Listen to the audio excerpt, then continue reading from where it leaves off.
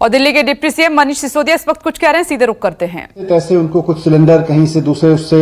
Rearrange करके थोड़ा सा किसी का स्टॉक ज्यादा है उससे करके कराने की कोशिश कर रहे हैं, वो हमने कराया है। लेकिन इंटरनल अरेंजमेंट तो सिर्फ और सिर्फ बहुत मेकशिफ्ट अरेंजमेंट 2-3 घंटे के लिए हो सकता है, उससे ज्यादा हो नहीं सकता।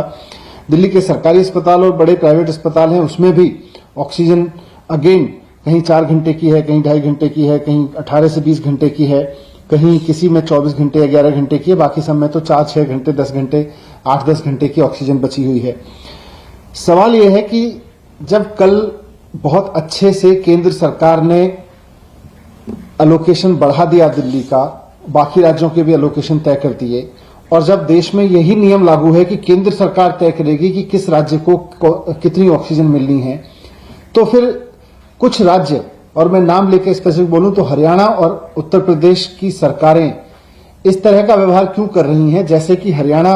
और दिल्ली और उत्तर प्रदेश का आपस में झगड़ा है। ये समय, जैसा मुख्यमंत्री जी ने भी कहा, आपस में झगड़ने का नहीं है, पूरे देश को इकट्ठे होकर लड़ने का है। अब हरियाणा, परसों जब मैंने प्रेस कॉन्फ्रेंस की थी उस वक्त ये था कि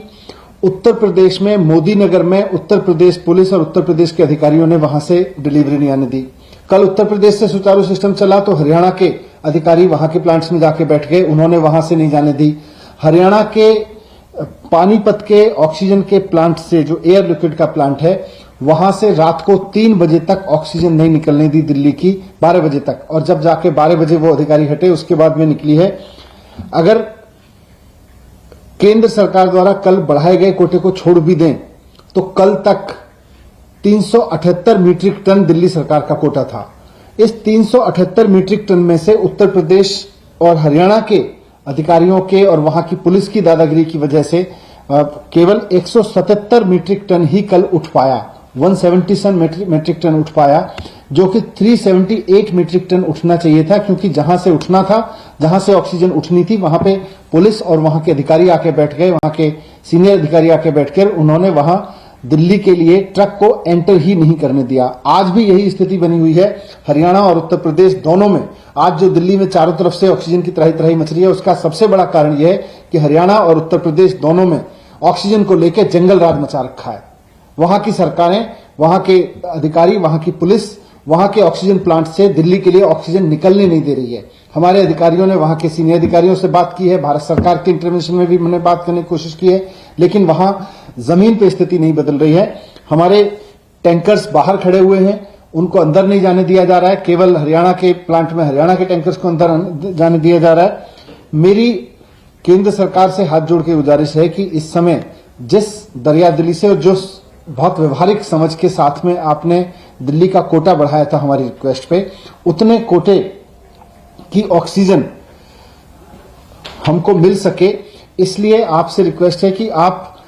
इसमें भी इंटरवीन करें कि हरियाणा या उत्तर प्रदेश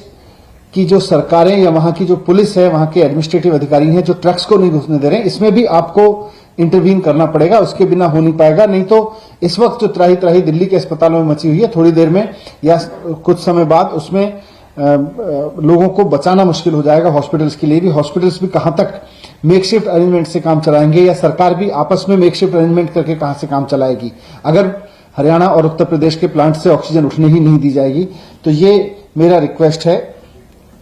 कुल मिला के आपसे। अब क्योंकि पुलिस वहां की इस्तेमाल हो रही है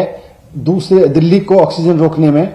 तो केंद्र सरकार से मेरा रिक्वेस्ट है कि भले ही आपको पैरामिलिट्री फोर्सेज लगानी पड़े, भले ही आपको ऑक्सीजन टैंकर के साथ में पैरामिलिट्री फोर्सेज लगा के उन प्लांट्स में ऑक्सीजन भरवानी पड़े, लेकिन ये आपको इंटरवीन करना पड़ेगा, वरना बहुत मुश्किल हो जाएगा संभालना। और ऑक्सीजन को लेकर जो जंगल राज पिछले 3 दिन से चल रहा है वो।